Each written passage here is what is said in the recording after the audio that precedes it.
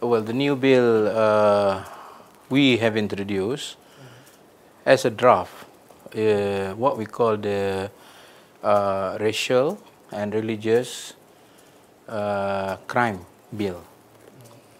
Basically, the underlining bill or the underlining concept is that any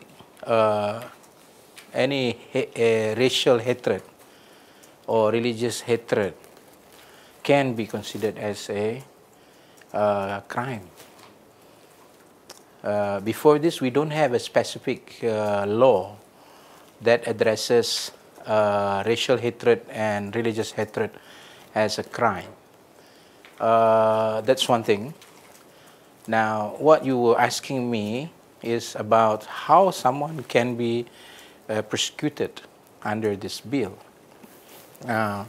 When we say racial and religious hate crime, we mean that words or action that reflect with intention,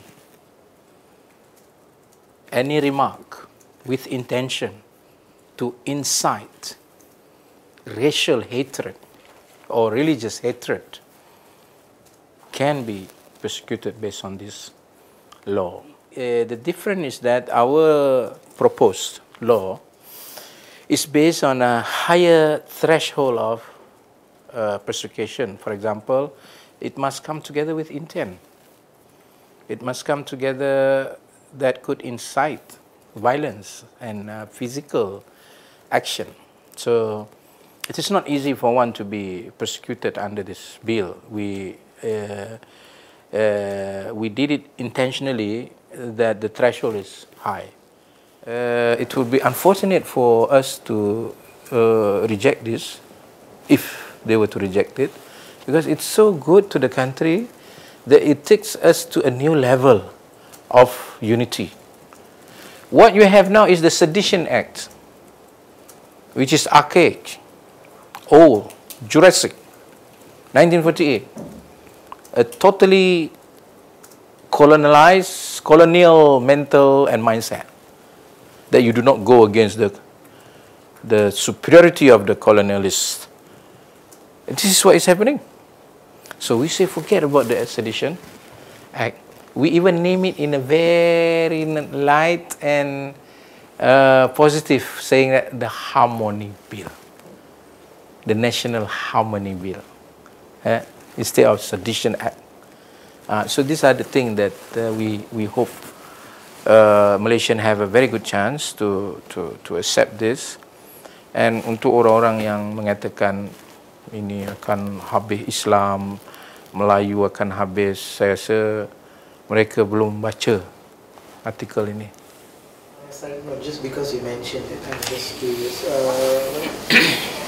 Like that, throwing pig in the mosque, cow head in front of a Hindu assembly person's home.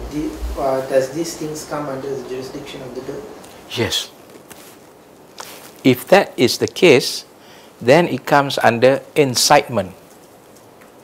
Not just words, but also physical action. And they can be charged under this bill of religious hatred and racial hatred. And it could have double jeopardy for this accusation. One, from the bill in itself.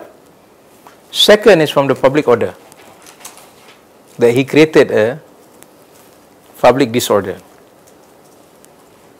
And it's good for these people to get double jeopardy.